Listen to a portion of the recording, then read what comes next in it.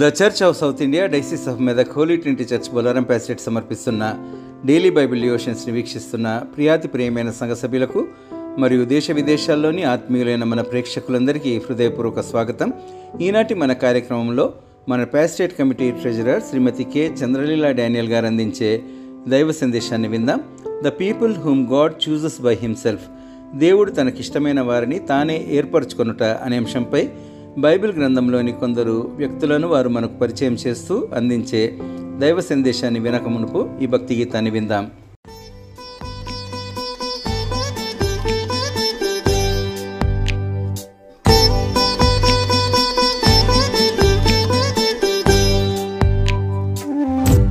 పేరు పెట్టి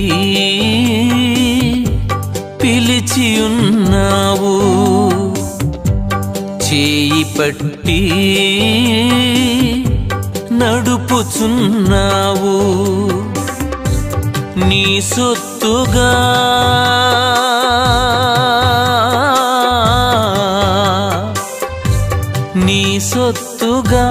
నన్ను మార్చిన పరిశుద్ధుడా యెహోవా. పేరు పెట్టి పిలిచి ఉన్నావు, చేయి పట్టి నడుపుచున్నావు,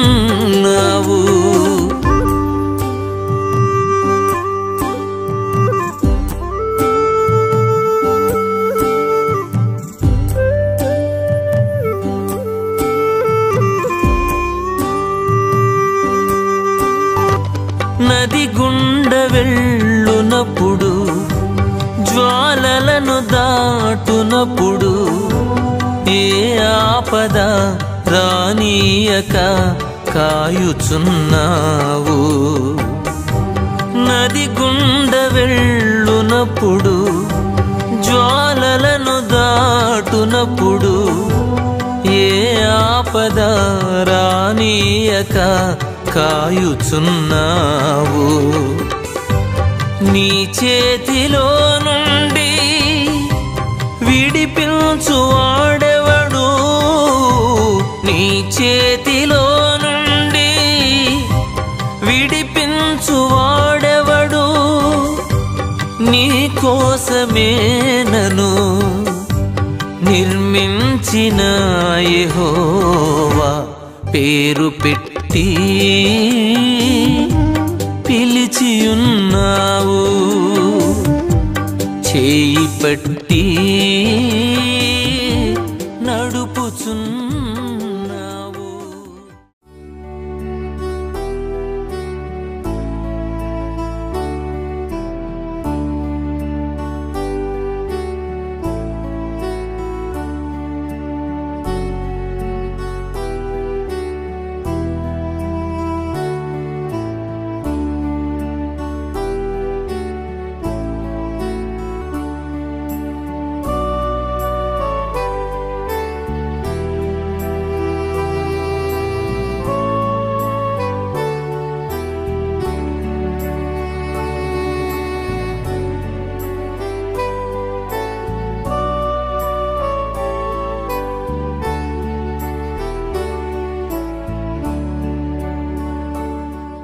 దేవుని నామమునకు స్తోత్రం కలుగును గాక. చిన్న ప్రార్థన చేసుకుందాం. పరిశుద్ధుడ తండ్రి, ఆకాశం ఆకాశాల్లో సింహాసనాసీనుడ, దయగల నా దేవ, కృపగల నా దేవ, సజీవులకు చేర్చి నేను సూచించడానికి, కనపరచడానికి, మహింపరచడానికి ఈ సమయాన్ని మాకు ఇచ్చినందుకే వందనాలు, స్తోత్రాలయ్యా. నా ప్రభు, ఏ మాట మాట్లాడినా మీ దృష్టికి అంగీకారములుగా ఉండినట్టుగా సహాయం చేయండి. నీకు ఆయాస్కరమైన మార్గం మా ఎందున్నదేమో చూసి దాన్ని తొలగించండి. నీచ మార్గంలో మమ్మల్ని నడిపించండి. మా సంఘానంతా దీవించండి. మీ కృపలో జ్ఞాపకం చేసుకోండి అయ్యా. వింటున్న బిడ్డలందరికీ మంచి జ్ఞానములను అనుగ్రహించి, ఆశీర్వాదాలను అనుగ్రహించి మీ కృపలో జ్ఞాపకం చేసుకోమని యేసయ్య మహాపరిశుద్ధ నామములో వేడుకుంటున్నానయ్యా. ఆమేన్. ఈ దినం మన వాక్యము, దేవుడు తనకిష్టమైన వారిని ఎంచుకుంటాడు. తనకిష్టమైన వారిని. మార్కు సువార్త 3వ అధ్యాయము 13వ వచనంలో ఈ విధంగా ఉంది. ఆయన కొండెక్కి తనకి ఇష్టమైన వారిని పిలువగా వారు ఆయన యొద్దకు వచ్చి, కొండ మీదకి ఎక్కి ఆయన సాధారణంగా చాలా దూరం పోయి ఒలీవల కొండ దగ్గర పోయి ఆయన ఒంటరిగా ప్రార్థన చేసుకోవడం మనకు తెలుసు. అప్పటికి ఆయన తన యొక్క సేవ మొదలైన రోజుల్లో ఆయన శిష్యుల్ని ఏర్పాటు చేసుకున్నాడు. కొండ ఎక్కాడంట. ఒలీవల కొండే ఉండొచ్చు బహుశా. కొండ ఎక్కి వారికి ఇష్టమైన వాళ్ళు అక్కడి నుంచి చూసి వారికి ఇష్టమైన వాళ్ళని ఆయన పిలుచుకున్నాడంట. వారు తనతో కూడా ఉండినట్లు దయ్యములను వెళ్ళగొట్టే అధికారం గలవారై సువార్త ప్రకటించుటకును వారిని పంపవాలని ఆయన 12 మందిని నియమించాను. తనతో ఉండినట్లు దయ్యములను వెళ్ళగొట్టే అధికారము వాళ్ళకి అప్పుడే ఇచ్చాడు. మొదటి స్టెప్లోనే దయ్యములను వెళ్ళగొట్టే అధికారము తన శిష్యులకి ఇచ్చారు. 12 మంది శిష్యుల్ని ఏర్పాటు చేసుకున్నాడు. అది మనకు తెలుసు. ఆ శిష్యుల్లో తనకిష్టమైన వారిలో ఇస్కరియోతు యూదా కూడా ఉన్నాడు. తనకిష్టమైన వాడు ఇస్కరియోతు యూదా కూడా. చివరికి ఏం చేశాడు ఆయన? ఎవరైతే ఏర్పాటు చేసుకున్నాడో ఆయననే అప్పగించాడు. సరే, అది మనకు తెలిసిన విషయం. కాబట్టి దేవుడు తనకిష్టమైన వాళ్ళని ఎన్నుకుంటాడు, ఏర్పాటు చేసుకుంటాడు. మనము ఆ గుంపులో ఉన్నామా? ఆయనకి ఇష్టమైన వారి గుంపులో మనం ఉన్నామా లేదా? ఇప్పుడు మనము కొన్ని విషయాలు మనము తెలుసుకుందాం. దానియేలు గ్రంథము 1వ అధ్యాయము 3-4 వచనాలు. రాజు అష్పెనజు అను తన నపుంసకుల అధిపతిని పిలిపించి అతనికి ఇలాగ ఆజ్ఞాపించను. ఇశ్రాయేలీల రాజవంశములలో ముఖ్యులై, జాగ్రత్తగా గమనిద్దాం. మనం వరుసగా చదువుకుంటూ పోతే మనకి ప్రతి లైన్ మనం లోతుగా ఆలోచించినట్లయితే ఎంత మంచి అర్థము పరిశుద్ధ గ్రంథంలో ఉందో మనం గమనిద్దాం.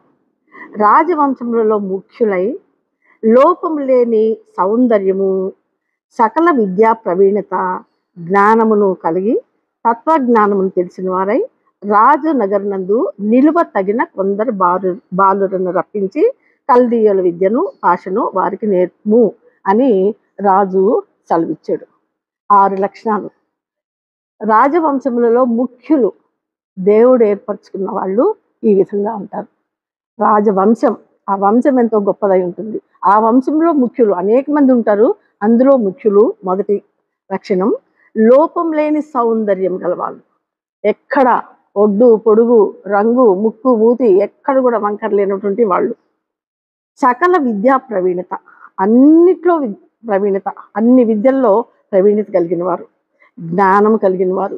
పరిశుద్ధ గ్రంథంలో సామెతల గ్రంథం అంతా మనకి బోధిస్తూ ఉంటుంది.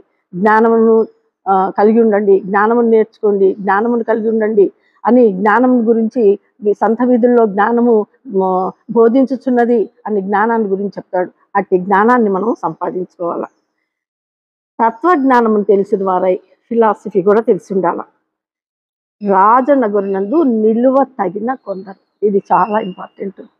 పరిశుద్ధ దేవాలయంలో మనం నిలువ తగిన వాళ్ళమేనా? మనల్ని మనం పరీక్షించుకోవాలి.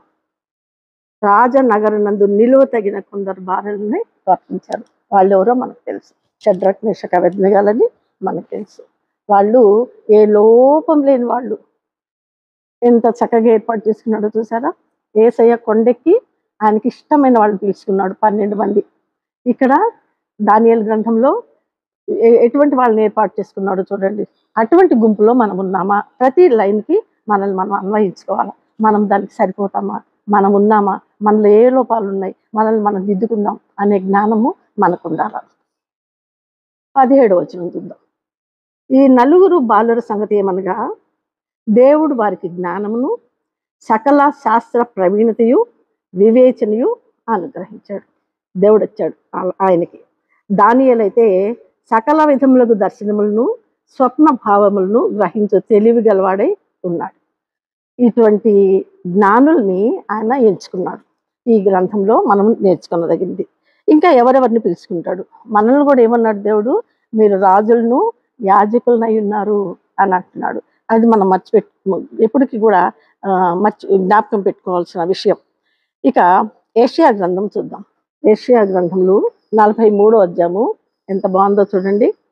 అయితే యాకోబు, నిన్ను సృజించిన వాడు యెహోవా, ఇశ్రాయేలు, నిన్ను నింపించిన వాడు ఈలాగ సెలవిచ్చుచున్నాడు.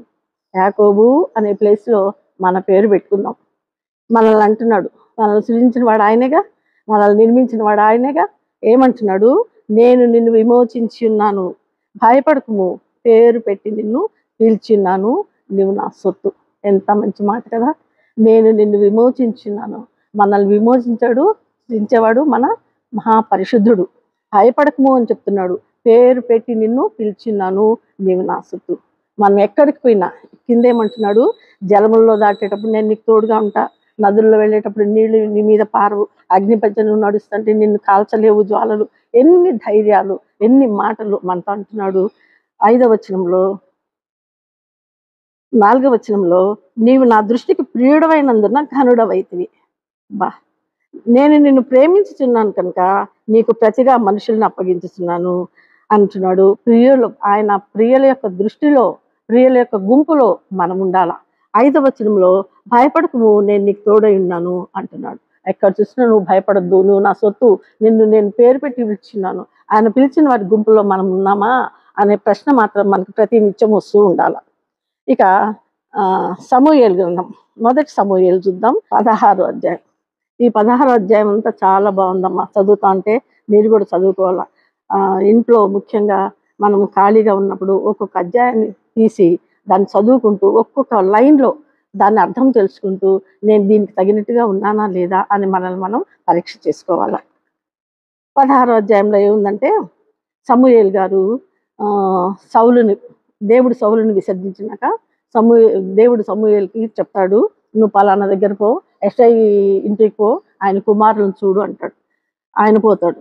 మొదటి నుంచి 7 మంది కుమారులను చూపిస్తాడు యెషై గారు. ఈయన నేను కోరుకోలే అన్నాడు. సమూయేలు గారు ఏమడుగుతున్నారు, ఇంకా నీకు కుమారులు ఉన్నారా?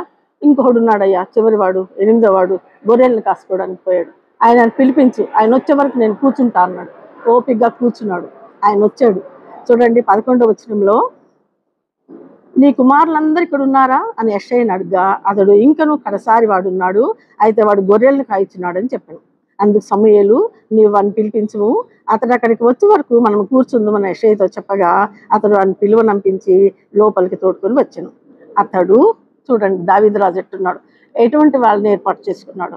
అంతకుముందు సౌలుని ఏర్పాటు చేసుకున్నాడు. మనకు తెలుసు, సౌలు కూడా బెన్యామీను వంశస్థుడు. ఆయన భుజముల మీద నుంచి పైకి ఎత్తుగా ఉండేవాడంట. మెడ పొడుగ్గా ఉందేమో బహుశా ఆయనకి. అటువంటి అందమైన వాడిని ఆయన ఎంచుకున్నాడు. సరే, ఆయన 2 సార్లు దేవుడిని తిరస్కరించినట్టుగా చేశాడు కాబట్టి తన రాజ్యం తన దగ్గర నుంచి తీసివేసి ఈ దావీదు రాజు ఇస్తున్నాడు. అతడు ఎర్రని వాడును, చక్కని నేత్రములు గలవాడును, చూచుటకు సుందరమైన వాడునై ఉండెను. అతడు రాగానే, నేను కోరుకున్నవాడు ఇతడే. ఎంత మంచి మాట ఉండేది. మనల్ని కోరుకున్నాడా? నన్ను గూర్చి దేవుడు అంటాడా, నేను కోరుకున్నది నిన్నే అని నన్ను గూర్చి అంటాడా? అది క్వశ్చన్ నాకు కదా. కోరుకున్నవాడు ఇతడే. ఎంత మంచిగా ప్రార్థన చేస్తాం మనం. తండ్రి, నన్ను జ్ఞాపకం చేసుకో, నా మొర ఆలకించు, నాకు ఈ రాత్రి కనబడు, నాతో మాట్లాడు, నాకు స్వప్నమో దర్శనం అయ్యి అని రోజు మనం ప్రార్థన చేసుకుంటూ ఉంటాం. మనకు కనపడుతున్నాడో లేదో వ్యక్తిగతంగా ప్రతి ఒక్కరికి తెలుసు. కానీ ఇక్కడ చూడండి, దావీదు కూడా ఉన్నాడు, గొర్రెలను కాసుకుంటా, చిన్నవాడు. వాళ్ళ ఇంట్లో ఆయన పెద్దగా లెక్క చేయలే. ఆయనను గొర్రెలు ఇచ్చి పంపించారు. ఆయన వచ్చినాక, నేను కోరుకున్నవాడు ఇతడే అంటున్నాడు దేవుడు. ఎంత మంచి మాట. నీవు లేచి వారిని అభిషేకించమని యెహోవా సెలవీయగా, సమూయేలు తైలపు కొమ్మును తీసి వాని సహోదరులు ఎదుటిని వానికి అభిషేకము చేశాను. వాళ్ళు ఏమనుకుని ఉంటారో, మేము ఇంత ఎత్తున, ఇంత పొడుగున్నా, ఇంత ఎర్రగా, ఇంత బాగున్నాం, మమ్మల్ని ఆయన కోరుకోలేదు, ఈ చిన్నోడినే కోరుకున్నాడు అని వాళ్ళు ఏమనుకున్నారో. నాటి నుండి యెహోవా ఆత్మ దావీదు మీదికి బలముగా వచ్చాను. మనల్ని ఎప్పుడైతే కోరుకున్న వాళ్ళలో ఉంటామో మనలో దేవుని ఆత్మ ఉంటుంది. దేవుని ఆత్మ మన మీదకి వస్తుంది. మనం కూడా ఇప్పుడు ప్రవచనాలు చెప్పారు, ఎలీషాలు, ఏరియాలు, వీళ్ళందరికీ ప్రవచనాలు చెప్పారు కదా. ప్రత్యేకమైన మనుషులు, దేవుడు ఎన్నుకున్న వాళ్ళు, కోరుకున్న వాళ్ళు. కాబట్టి ఇటువంటి గుంపులో మనం ఉన్నామా లేదా అని మనల్ని మనము పరీక్ష చేసుకోవాలి. ఇంకొకటి, ఇంకా ఎవరెవరిని కోరుకున్నాడు దేవుడు? నిర్గమకాండము 3వ అధ్యాయంలో 10వ వచనం నుంచి చూసుకున్నట్లయితే, మోషేతో అంటున్నాడు దేవుడు, రమ్ము, నిన్ను ఫరో ఎదుగు పంపెదను, ఇశ్రాయేలీయులైన నా ప్రజలను నువ్వు ఐగుప్తులను తోడుకొని పోవాలనెను. అందుకు మోషే, నేను ఫరో ఎద్దుకు వెళ్ళుటకును, ఇశ్రాయేలీయులను ఐగుప్తుల నుండి తోడుకొని పోటుకును ఎంతటి వాడును అని అనగా, ఆయన నిశ్చయంగా నేను నీకు తోడైందును. అక్కడ మోషేని ఎన్నుకున్నాడు. నిశ్చయంగా నేను నీకు తోడై ఉంటాను, నువ్వేం భయపడద్దు, నువ్వు తప్పకుండా నా ప్రజల్ని ఇశ్రాయేలుని విడిపించడానికి నేను కోరుకొని ఉన్నాను, నువ్వు ఏర్పాటు చేసుకున్న వాడివి అని చెప్తున్నాడు. అయితే నిర్గమాకాండం 1వ అధ్యాయం కోసం ఇక్కడ చూడండి, మోషే గారిని పుట్టేటప్పుడు మనకు తెలుసు కదా, షిఫ్రా పూయా అనే ఇద్దరు హెబ్రీయుల మంతసానులు, వాళ్ళిద్దరిని ఎన్నుకున్నాడు దేవుడు మోషే గారిని రక్షించడానికి, ఆయనను కాపాడడానికి వాళ్ళిద్దరిని ఎన్నుకున్నాడు. వాళ్ళు ఎంత తెలివిగల వాళ్ళు కదా. ఆ మంతసానులు ఏం చెప్పారు రాజుకి, ఎందుకు వీళ్ళని బతకనిచ్చాను అన్నప్పుడు, హెబ్రీ స్త్రీలు ఐగుప్తు స్త్రీల వంటి వారు కారు, వారు చురుకైన వారు, మంత్రసాని వారి యొద్దకు వెళ్ళక మునిపే వారు ప్రసవించి ఉందని ఫరోతో చెప్పినందుకు ఆ మంత్రసానులకు మేలు చేసెను, దేవుడు మేలు చేశాడు. వాళ్ళ పని చేసే షిఫ్రా పూయాని ఎన్నుకున్నాడు. ఐగుప్తీయుల్లోంచి వాళ్ళని ఎన్నుకొని ఆ మంత్రసానుల్ని వాళ్ళకి దేవుడు మేలు చేసి, ఎటువంటి మేలు చేశాడంట, ఆ మంత్రసానులు దేవునికి భయపడినందున మనం కూడా దేవునికి భయపడాలా. ఎవరికి భయపడినా భయపడకపోయినా దేవుడు చూస్తూ ఉంటాడు. మనం కూర్చుంటా, మనం లేచుటా, మనం పండుకొనుట, ప్రతి ఒక్కటి కూడా దేవుడు గమనిస్తూ ఉంటాడు. కాబట్టి దేవునికి మనం భయపడాలా. దేవునికి భయపడినందున ఆయన వారికి వంశాభివృద్ధి కలుగజేసెను. ఈ విధంగా వాళ్ళని ఆశీర్వదించాడు దేవుడు. ఇంకా సంఖ్యాకాండంలోకి ఒకసారి పోదాం. సంఖ్యాకాండం 12వ అధ్యాయం కూడా మోషే గారిని ఏర్పాటు చేసుకున్నాడు, ఇశ్రాయేలీలందరినీ తోడుకొని వస్తున్నాడు. అయితే ఈయన ఏం చేశాడు, మోషే గారు కూషు దేశపు స్త్రీని పెళ్లి చేసుకున్నాడంట.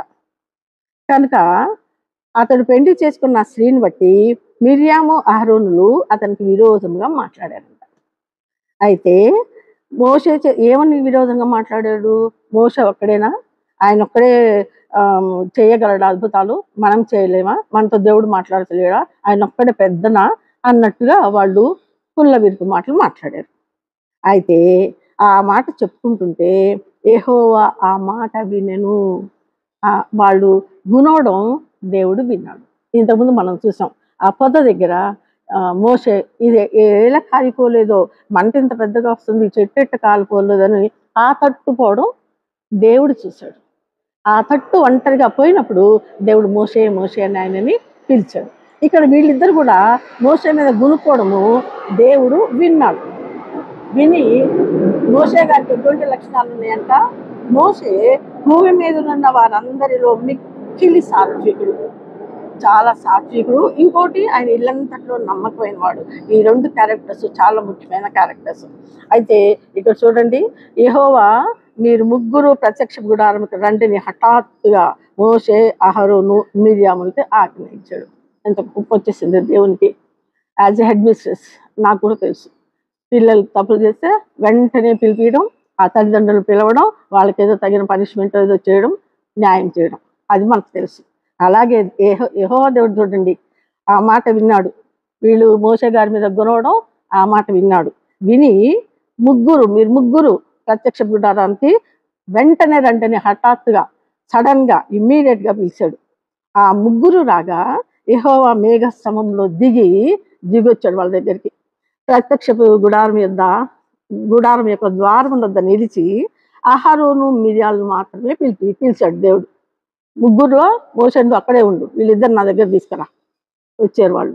వారిద్దరూ రాగా ఆయన యెహోవా దేవుడు నా మాటలు వినుడి, మీలో ప్రవక్త ఉండినలా యెహోవానకు నేను దర్శనమిచ్చి అతను నన్ను తెలుసుకున్నట్లు కలలో అతనితో మాట్లాడుదును.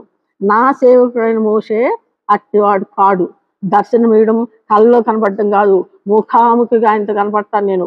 అతడు నా ఇల్లంతటిలో నమ్మకమైన వాడు. నేను గూఢభావములతో కాదు, మనము గూఢభావాలు బైబిల్ చదువుకొని ఈ అధ్యాయంలో నాకు సంబంధించింది ఉంది, దేవుడు నాతో మాట్లాడాడు అని అనుకుంటాం మనం. ఇక్కడ ఏమంటున్నాడు, గూఢభావములతో కాదు, దర్శనమిచ్చి ముఖాముఖిగా అతనితో మాట్లాడుదును. అతడు యెహోవా స్వరూపమును నిదానించి చూసును. ముఖాముఖిగా మాట్లాడతా, ఎదురుగా నిలబడి మాట్లాడు, నన్ను జాగ్రత్తగా చూస్తాడు మోషే. కాబట్టి నా సేవకుడైన మోషేకు విరోధముగా మాట్లాడుతూ మీరేలా భయపడలేదు, భయం లేదా మీకు? నేను ఏర్పరచుకున్నవాడు, ఇశ్రాయేలందరిని నడిపించేవాడు, ఆయన మీద మీరు వ్యతిరేకంగా మాట్లాడుకోవడానికి మీకు భయమే లేదా? చూడండి. కాబట్టి ఎవరి మీద కూడా వ్యతిరేకంగా మనం మాట్లాడకూడదు. ప్రతి ఒక్కటి చూస్తుంటాడు. భయపడాలి. మనం ఈ పని చేస్తున్నామే, ఈ మాట ఒకరిని అంటున్నామే, ఈ రాతలు ఒకరి గురించి రాస్తున్నామే, ఇది కరెక్టా కాదా?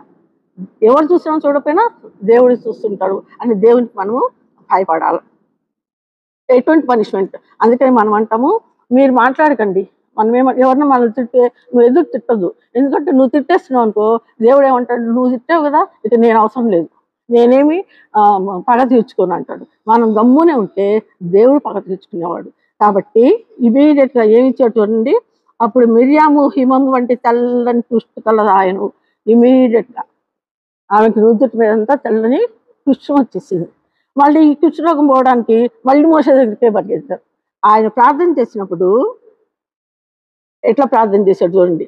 మోషే ఎలుగెత్తి, దేవా దయచేసి ఈమెను బాగు చేయమని యెహోవాకు మొరపెట్టాను.